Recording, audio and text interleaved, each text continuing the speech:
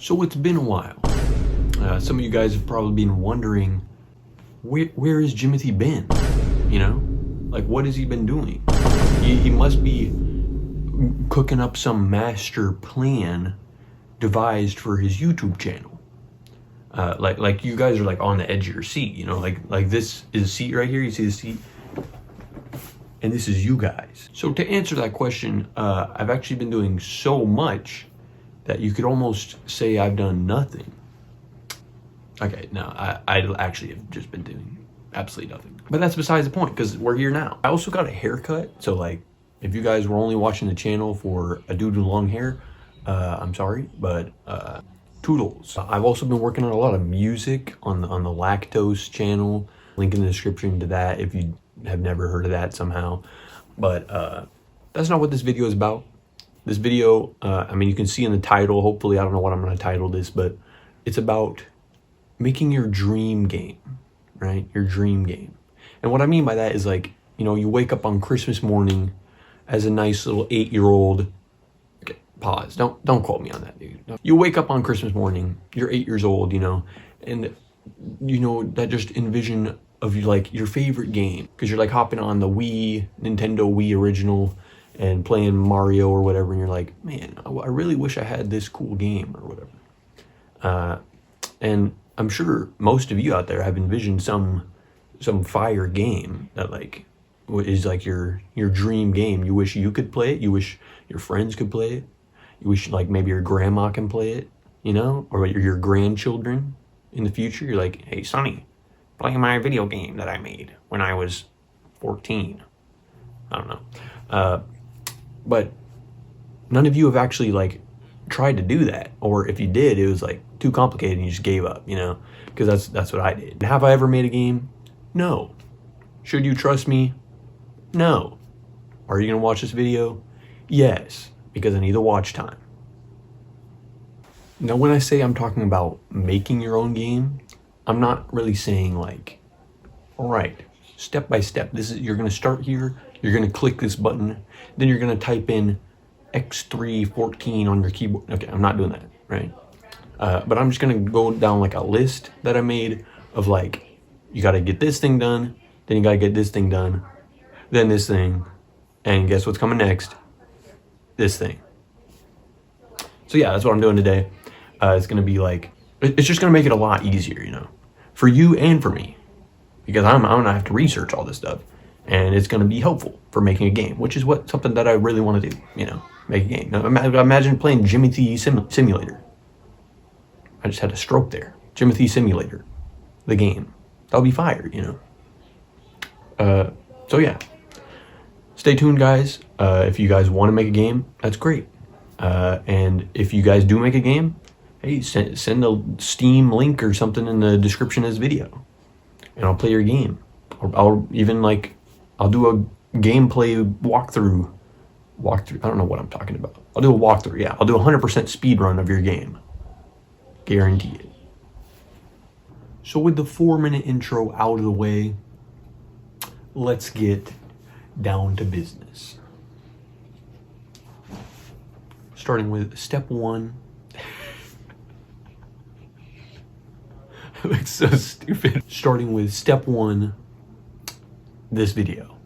Game Flame. There you go. That's the name of this series, all of a sudden. So yeah, here we go. Episode 1. You're gonna learn how to make your epic game that you've always wanted to make.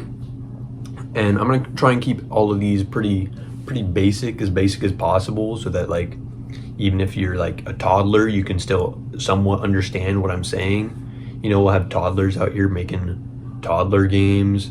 We'll have adults out here making like, I don't even know, elderly games. It's all about just like the community, you know? You gotta spread out the resources so that we can get the best games possible. Because let's be real here, 2023 was a terrible year for games. But it's 2024 now, so we're all good. So what is step 1?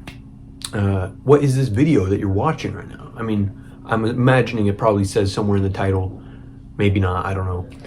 But I think we should start at the very core of making a game the idea of a game, something you can just build off of.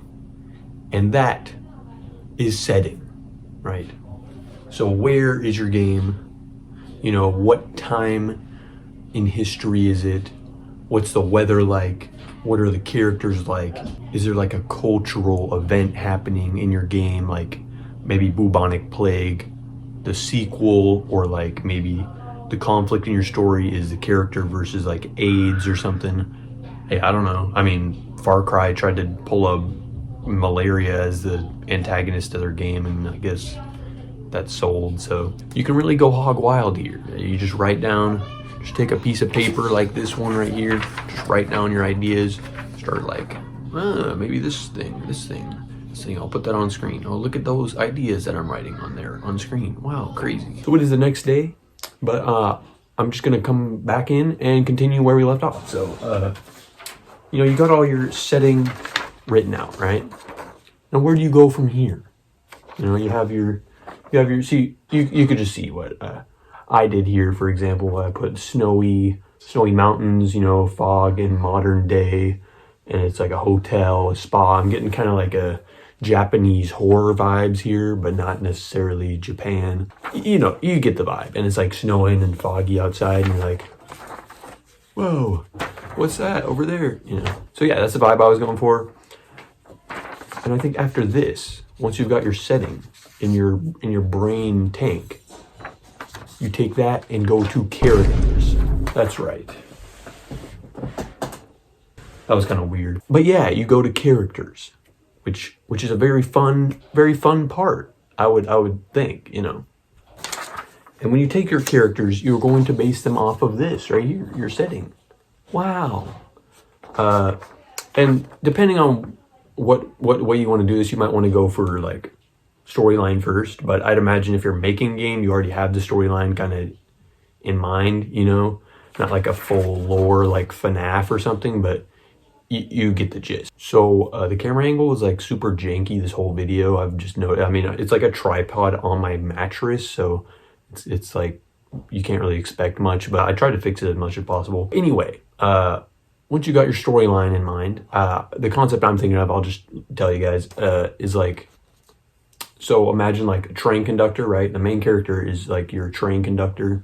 You get a call in on the radio and it's like, yo, there's trees in the tracks. And then he stops. It's pitch black outside, you know, snow everywhere. And then he stops the train. And then like, I don't know, dude, I'm freestyling this prompt right now. You know, the train stops. It's a horror game. You can just assume what happens from there. He leaves, you know, he gets attacked, but then he escapes. He finds this hotel up in the mountains somewhere. And he's like, yo, I need somewhere to stay because my train is like broken because the weird alien creature destroyed my train. I don't know, dude. You'll probably have a better storyline than I will, but this is just an example, so it doesn't really matter. So I've now written down some ideas for the characters and just generally thought of like what they might be in the game. You don't have to be super specific on this because obviously you can change it later when you're making them. When you get everything together, you know, it'll just kind of flow. But it's good to have an idea beforehand anyway. So here are my characters. I wrote P for protagonist and A for antagonist. I just said like demon creature because I don't really know what that looks like. I was kind of imagining like a Demogorgon kind of thing. I don't really know, whatever a winter horror game would be like. And obviously the train conductor is the protagonist. Then I had a hotel guy as like the dude that works at the hotel, obviously the other guests. And then I just wrote Daryl because I was kind of feeling that, like another like semi-protagonist, you know, like maybe a guy you have to save or something. Kind of like Princess Peach, except she's named Daryl. So yeah, once you have your characters, you're pretty set, really. You have characters, you have a setting, you have generally a story. So what's next? Part 3 of this first step is zest. Now hear me out. When I say zest, I mean like some little like spice, you know, you gotta sprinkle that on top. So you have the setting, you have the characters. You basically have a game already. However, your game is going to be dookie if you don't have some spice. And by spice, I mean like, you know, you got that one character that has like the funny one-liners, you know, like that's their whole reason for being in the game. And if they weren't in the game, nothing would be changed. You would just not be having fun, you know? So like they have no point to be there for the plot. They're just there to be there. So you got to add those, and it can kind of like change what the steps you did before. It can maybe add some characters, change some characters. It might even change the setting a little bit. Usually not much. You don't want to go crazy with the spice because you want to keep the same general concept. Like just add in some things in there. So I'll show you what I'm doing for my game, for example. So I thought for a second, I think my main spice element is going to be just people that look like really weird.